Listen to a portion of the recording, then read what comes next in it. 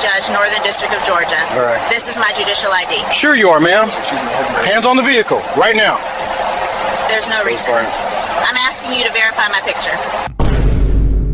Picture this. You arrest a black woman at a gas station. Ignore her when she tells you she's a federal judge. Laugh in her face. Book her anyway. Then 36 hours later, you walk into court for your own civil rights trial, and she's the one wearing the robe. That's exactly what happened to Forsyth County deputies Dominic Augustine and John Mueller. And what they didn't know was that Judge Sarah Blacksmith had just spent the worst night of her life saying goodbye to her dying mother. If you're ready to see institutional racism taken down, like this video and drop a comment telling me where you're watching from. Let me know if you enjoyed this story. And if this is your first time here, hit that subscribe button right now because you won't want to miss how these deputies went from laughing at a gas pump to facing a federal courtroom. Now, let's see how a federal magistrate judge ended up handcuffed at a Circle K and how two deputies ended up facing her in court the very next morning. Sarah Blacksmith wasn't expecting to spend Saturday night in a jail cell. At 47 years old, the federal magistrate judge for the Northern District of Georgia had spent 23 years building a reputation for fairness, precision, and unshakable composure. She presided over drug conspiracies, immigration hearings, complex federal litigation. She'd stared down cartel lawyers and DOJ prosecutors without flinching. But at 2:17 a.m., on a cold February morning, none of that mattered. The ICU family waiting room at Piedmont Atlanta Hospital smelled like industrial cleaner and burnt coffee. Sarah sat in a vinyl chair that squeaked with every shift of weight, her mother's favorite blanket folded across her lap. Dr. Phillips had just delivered the words with careful, practiced compassion. Hours, maybe a day, the cancer had won. Evelyn Blacksmith, age 71, former elementary school teacher, church choir director, and the woman who'd worked 2 jobs to send her daughter to Howard Law, was slipping away. Sarah hadn't cried yet. She'd learned early in her legal career that tears were a luxury she couldn't afford in courtrooms, where every gesture was scrutinized, every emotion weaponized. But sitting alone in that waiting room, watching the second hand of the wall clock drag itself forward, something cracked open inside her chest. She had thrown on the first clothes she could find 18 hours earlier when the hospital called. Black leggings, an old Howard Law sweatshirt with a fraying collar, white sneakers. Her hair, usually pinned in a neat bun beneath her judicial robes, hung loose around her shoulders. No makeup. No jewelry except the small gold cross her mother had given her at law school graduation. She looked nothing like the federal judge who'd sentenced a corrupt police chief just 3 weeks earlier. The memory surfaced unbidden. Sarah had been 12 years old, sitting in the back of her mother's Buick after a traffic stop in rural Georgia. The officer had made Evelyn step out of the car, made her open the trunk, made her explain why she was driving through a white neighborhood. Sarah had watched her mother's hands shake as she produced her teacher's ID, her voice steady even as humiliation burned in her eyes. That memory had shaped everything. Law school, the bar exam, every case she'd ever presided over. And now, leaving the hospital at 1:43 a.m., the fuel light blinked, insistent and unforgiving on the dashboard of her Mercedes. She took the exit for Forsyth County, the GPS guiding her to a Circle K off GA 400, its fluorescent lights cutting through the February darkness like cold knives. The gas station sat isolated at the edge of the highway, an island of harsh white light surrounded by empty fields. A Waffle House glowed amber in the distance. Sarah pulled up to pump 7, the engine ticking as it cooled, and stepped out into air that smelled faintly of diesel and winter. She unscrewed the gas cap, swiped her card, began pumping. Her mind replayed the hospital room, her mother's labored breathing, the machines that beeped and hissed, the nurse who'd squeezed her shoulder and said nothing, because there was nothing left to say. Headlights swept across the lot.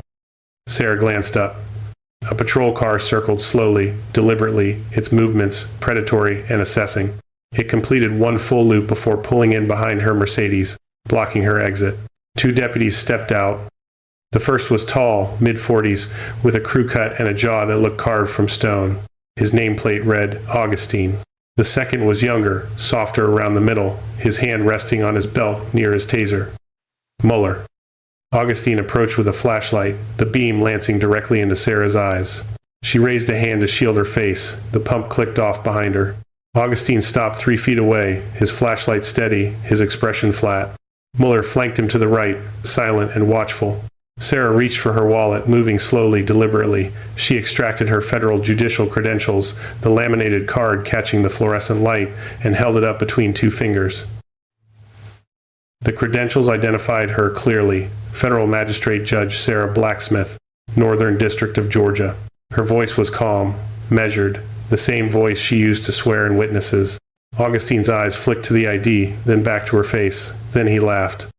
It wasn't a chuckle. It was a full, open laugh, the kind that carried across empty parking lots. He turned to Mueller, gesturing at the credentials still held between Sarah's fingers. The mockery was evident in the curl of his lip, the casual dismissal in his posture. Mueller grinned, said nothing. Sarah kept her hand extended, the credentials still visible. Her offer to provide additional identification, her bar card, the clerk's office number for verification, hung in the air between them. Augustine stepped closer, his boots scraping against the concrete. His instruction was clear, hands on the vehicle. Sarah's assertion of her rights, her statement regarding the lack of reasonable suspicion, fell on ears that had already decided. The deputy's response was immediate, hands on the vehicle. Now. Sarah's pulse thrummed in her ears, but her hands remained steady. She placed her credentials back in her wallet, set the wallet on the hood of her car, and turned slowly, placing her palms flat against the cold metal. Mueller moved in, his hands swift and impersonal as he patted her down. The search was thorough, invasive, conducted under the unblinking eye of the gas station's security camera. Across the lot, a figure stood outside the Waffle House, watching. Augustine declared her under arrest for suspicious activity. Sarah's observation that suspicious activity wasn't a criminal charge went unacknowledged. The charge shifted to resisting. Her factual statement that she hadn't resisted made no difference. Augustine pulled her arms behind her back. The handcuffs clicked into place, cold and tight, the metal biting into her wrists. Sarah recited the words silently, a mantra, an anchor. The right of the people to be secure in their persons, houses, papers, and effects against unreasonable searches and seizures shall not be violated. They walked her to the patrol car. Mueller opened the rear door. Sarah bent her head and climbed inside, the seat hard plastic, the space reeking of sweat and disinfectant. As Augustine closed the door, he turned to Mueller, raised his hand. High five. The sound was sharp and triumphant, captured by the Ring doorbell camera mounted on a post near the Waffle House entrance, recording silently in the night. The Forsyth County Detention Center was a squat concrete building that smelled like mildew and industrial soap. Sarah was processed at 3:11 a.m., fingerprinted, photographed, her belongings cataloged and sealed in a plastic bag. The holding cell was 8 feet by 10, a metal bench bolted to the wall, a toilet in the corner with no seat. The fluorescent light overhead buzzed incessantly, a mechanical whine that drilled into her skull. She sat on the bench, her wrists still aching from the cuffs, and waited. At 4:32 a.m., a corrections officer appeared at the bars. He didn't look at her as he spoke. Sarah followed him to a phone mounted on the wall in a narrow hallway, picked up the receiver. The voice on the other end was unfamiliar, female, strained. Nurse Jacobs from Piedmont, Atlanta. The apology came first, automatic and hollow. Then the words that mattered. Evelyn Blacksmith had passed at 4:09 a.m. The words landed like stones.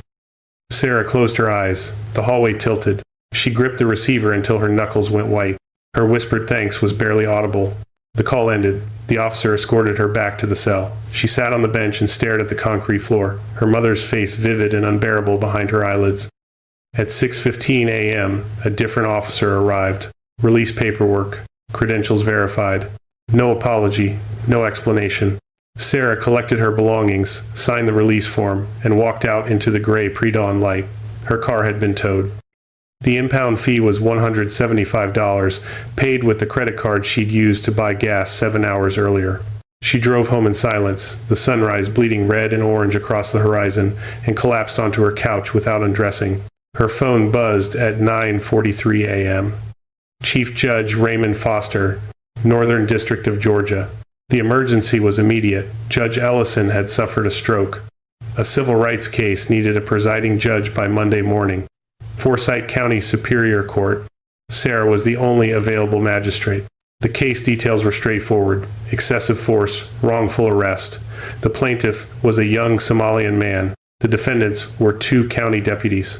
A pause on the line. Dominic Augustine and John Mueller. Sarah said nothing. Her hand tightened around the phone.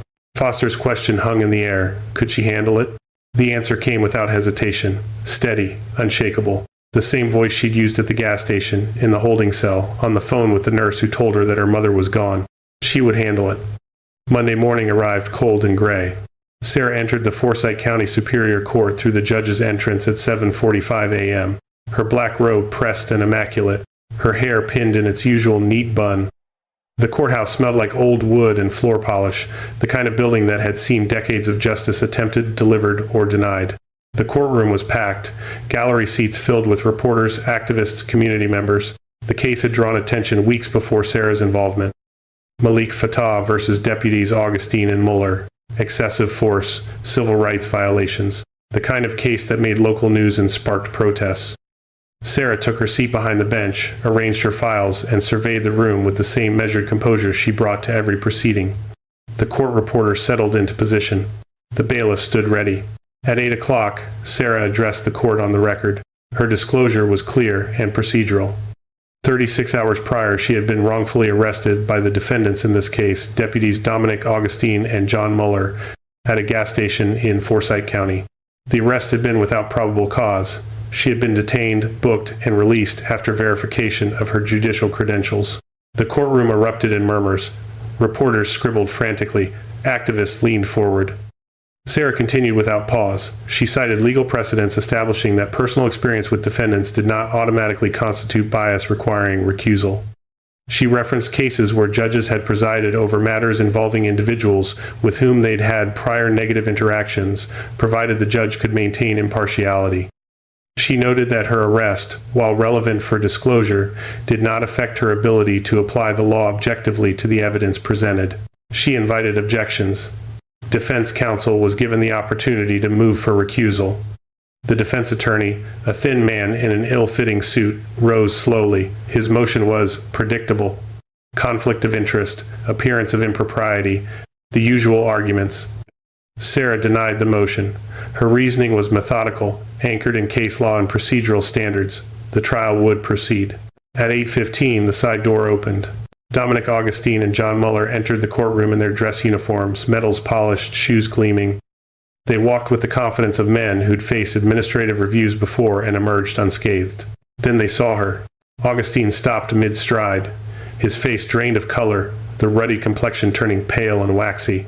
Mueller froze behind him, his mouth opening slightly, then closing. Recognition hit them like a freight train. The woman they'd handcuffed at the Circle K.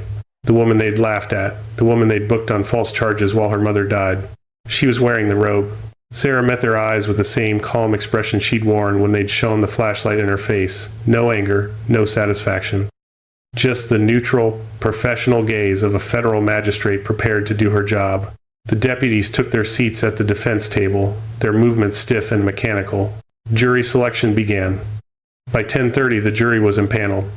12 citizens of Forsyth County, 8 women, 4 men, 7 white, 3 black, 2 Somalian immigrants. The plaintiff's attorney, a sharp woman named Rebecca Thorne, delivered her opening statement with precision. She outlined the case methodically.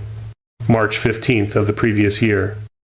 Malik Fatah, age 23, Somalian immigrant, college student, driving home from his shift at a grocery store. Traffic stop by Deputies Augustine and Mueller. Alleged broken taillight. Escalation, excessive force. Injuries requiring hospitalization. A pattern of behavior targeting black and Somalian residents in Forsyth County. The defense's opening was predictable. Officer safety, compliance issues, standard procedures followed. At 11:15, Malik Fatah took the stand. He was slight, soft-spoken, his English accented but clear. He described the night in detail, the flashing lights behind him. The fear that gripped him immediately, the kind of fear born from stories passed down in immigrant communities about interactions with police. He had pulled over, kept his hands visible, complied with every instruction. Augustine had approached his window, shone a flashlight in his face, asked where he was coming from, where he was going, why he was in this neighborhood. Malik had answered every question, produced his license, registration, insurance. Augustine had ordered him out of the vehicle. Malik had complied. The pat-down had been aggressive. When Malik had flinched at the rough handling, Augustine had interpreted it as resistance. Mueller had moved in. Between them, they'd forced Malik face down on the pavement, knee pressing into his back, handcuffs biting into his wrists. The takedown had resulted in a fractured rib, contusions, a concussion from his head striking the asphalt. The arrest report had listed resisting arrest and assaulting an officer. All charges had been dropped 3 weeks later. Rebecca Thorne introduced evidence methodically, dashcam footage showing the traffic stop, grainy but clear enough to see Malik's compliance and the deputy's escalation. Medical records documenting his injuries, photographs of the bruises, the swelling, witness testimony from other Somalian residents describing similar encounters, a pattern emerging, targeted stops, aggressive tactics, arrests on vague charges that rarely stuck. At 2:30 p.m., during a brief recess, a man in a Waffle House uniform approached the plaintiff's table. He identified himself as Douglas Reed, night cook. He had footage. Rebecca Thorne moved to admit new evidence, a Ring doorbell video from the Waffle House near the Circle K gas station. Sarah reviewed the footage in chambers. Her own arrest, captured from across the lot, the high five between Augustine and Mueller as she sat handcuffed in the patrol car. The defense objected. Relevance. Prejudicial impact. Sarah overruled. The footage established a pattern of conduct. It was admissible under federal rules of evidence as proof of motive, opportunity, intent, and absence of mistake. The video played on the courtroom monitors at 3 o'clock. The gallery watched in silence as Sarah's arrest unfolded on screen. Her credentials ignored, her calm assertions dismissed, the handcuffs, the pat-down, the casual cruelty of the high five. The jury's reaction was visible. Tightened jaws, narrowed eyes. 2 jurors shook their heads. Do you think these deputies deserve what's coming? Drop a justice served in the comments if you agree, or share why you think reform is overdue, and don't forget to like and subscribe for more stories like this. At 3:30, Rebecca Thorne called John Mueller as an adverse witness. Mueller took the stand reluctantly, his uniform suddenly looking too tight. His testimony began defensively. Standard procedures, officer safety protocols, reasonable suspicion. Thorne's cross-examination was surgical. She walked him through the Malik Fatah incident, the dashcam footage, the medical evidence, the discrepancies between the arrest report and the video evidence. She introduced another piece of evidence, body cam footage from Mueller's own camera, footage that had been deliberately corrupted in the original evidence submission. Digital forensics had recovered it. The footage showed Malik compliant, showed the excessive force clearly, showed Augustine's knee on Malik's back, Mueller's hands wrenching his arms upward. Mueller's composure cracked. Thorne pressed. Other arrests. Other incidents of deleted or corrupted footage. The pattern was undeniable. Then she asked about quotas, unofficial targets for arrests in certain communities. Mueller's face flushed red. His answers became halting, evasive. Sarah intervened, reminding him of his oath. The truth came out in fragments, then in a flood. Augustine had set targets, stops of black residents, Somalian immigrants specifically, pressure to maintain numbers, to justify patrols in certain neighborhoods. Mueller admitted to deleting footage, to falsifying reports, to following Augustine's lead because it was easier than pushing back.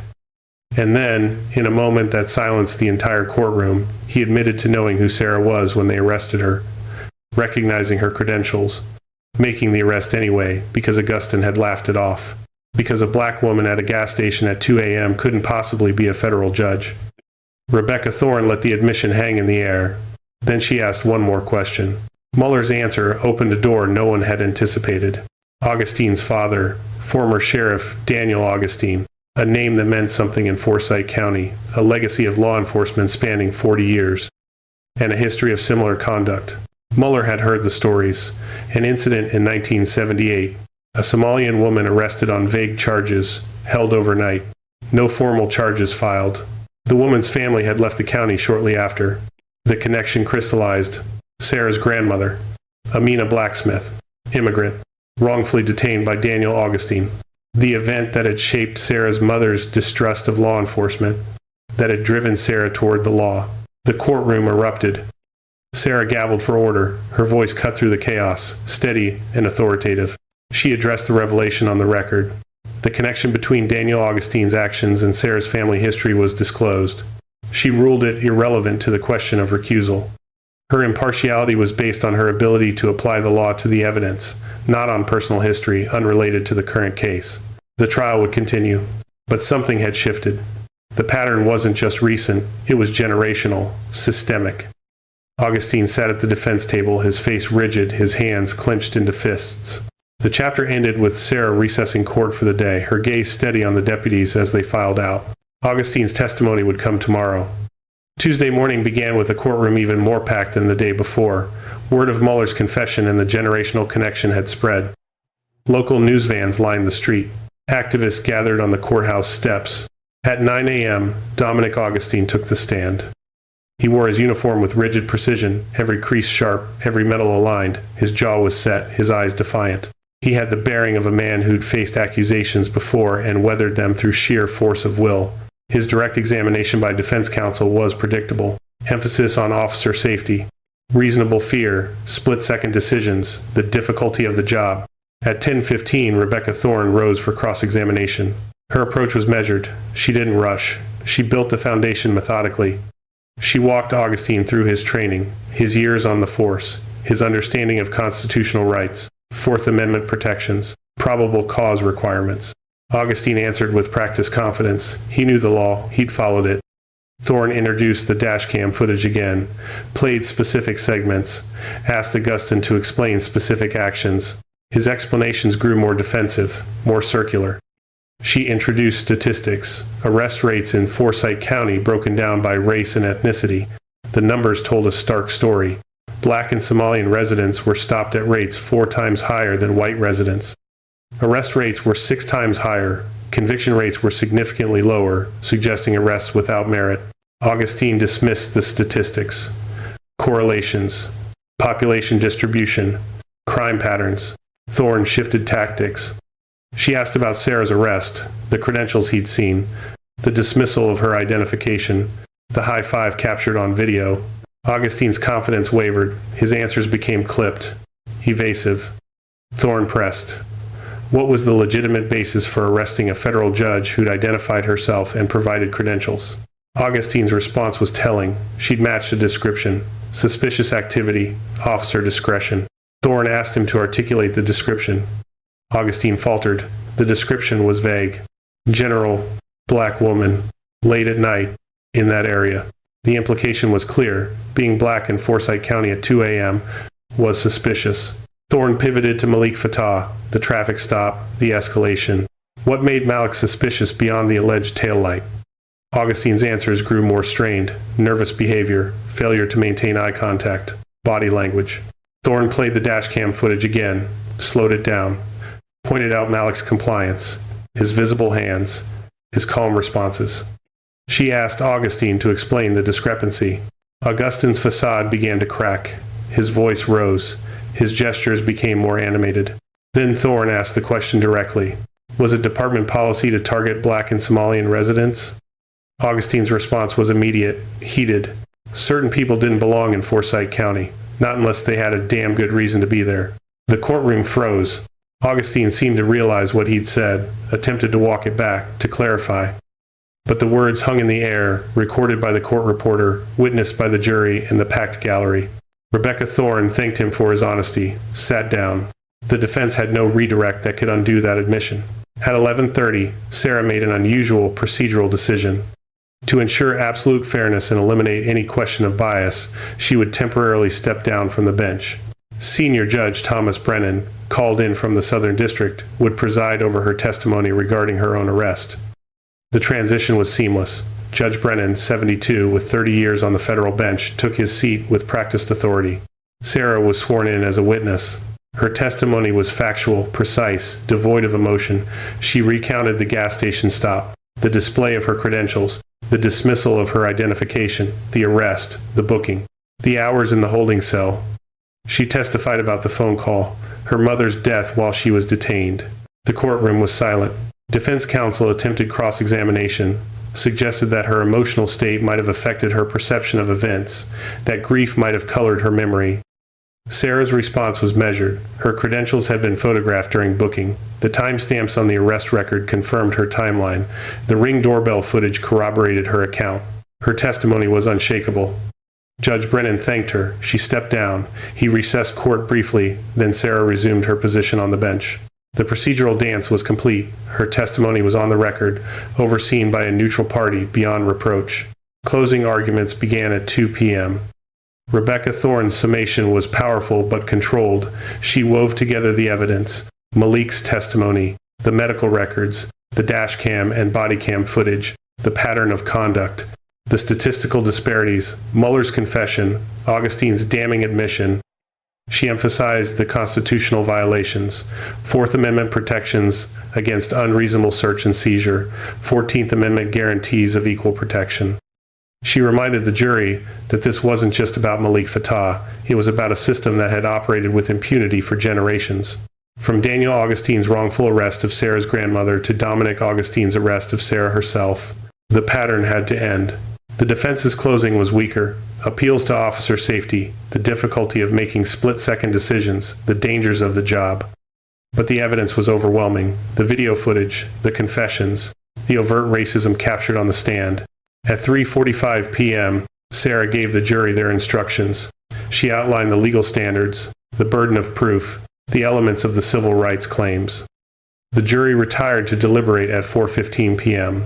They returned at 5:30 p.m., 1 hour and 15 minutes. The verdict was unanimous. Liability established on all counts. Excessive force, false arrest, violation of constitutional rights, deliberate indifference to training and supervision, extending to the department itself. Damages, $15 million. The gallery erupted in applause. Sarah gavelled for order but didn't suppress the reaction entirely. The moment deserved acknowledgement. Sarah issued her ruling on remedial measures the following morning. The Forsyth County Sheriff's Department would establish an independent civilian accountability board with subpoena power and authority to review all use of force incidents and arrests. Mandatory anti-bias training would be implemented immediately, with specific modules on immigrant rights and constitutional protections. Body cameras would be upgraded to models with tamper-proof storage, automatic upload, and severe penalties for corruption or deletion of footage. Deputies Augustine and Mueller were terminated immediately. Criminal referrals were filed with the U.S. Attorney's Office for civil rights violations under federal statute. The reforms were sweeping. The accountability mechanism is real. 3 months later, Sarah stood at her mother's grave. The headstone was simple. Evelyn Blacksmith, beloved mother, teacher, and light. Sarah placed flowers at the base. Daisies, her mother's favorite. She thought about her grandmother, Amina, arrested by Daniel Augustine in 1978. The event that had shaped everything. She thought about her own arrest, the circle that had closed in that courtroom. She thought about Malik Fattah, who'd reached out last week to say he was applying to law school, inspired by the trial, by the possibility of justice.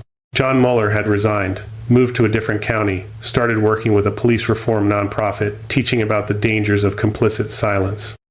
Dominic Augustine had been forced to relocate. No department would hire him.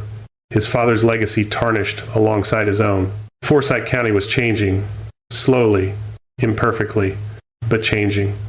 The Accountability Board had reviewed 80 cases in 3 months, found misconduct in 17, recommended discipline in 12. The message was clear. The old ways wouldn't be tolerated.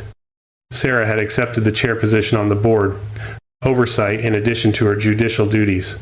It was extra work, but necessary. She drove past the Circle K on her way home that evening. A patrol car sat in the lot, a deputy filling out paperwork, a young Somalian man standing nearby, clearly just questioned, but relaxed. No handcuffs, no aggression. The deputy handed back the man's ID with a nod. The man got back in his car, drove away. A mundane interaction, respectful, constitutional. The way it should have always been. Sarah continued driving, the sunset painting the sky in shades of orange and purple. The system wasn't perfect, it never would be, but it could be made to work. Through persistent pressure, through accountability, through people willing to fight for it even when it meant fighting the system from within. Her mother had taught her that. Her grandmother's experience had proven it necessary. And now, the work continued. One case at a time, one reform at a time, one interaction at a time. Justice wasn't a destination, it was a practice, daily, deliberate, demanding. Sarah drove home as night fell over Forsyth County, the weight of the robe she'd worn that day settling into something like purpose. The story of Deputies Augustine and Mueller had ended, but the work of building a more just system had only begun. If you like this video, make sure to hit that like button subscribe, and turn on the notification bell so you don't miss the next story. Share this video with someone who would appreciate it, and let's keep building this community together. And before you go, drop a comment below. I'd love to hear your thoughts on what stood out to you the most. Until next time, stay safe, stay curious, and I'll see you in the next.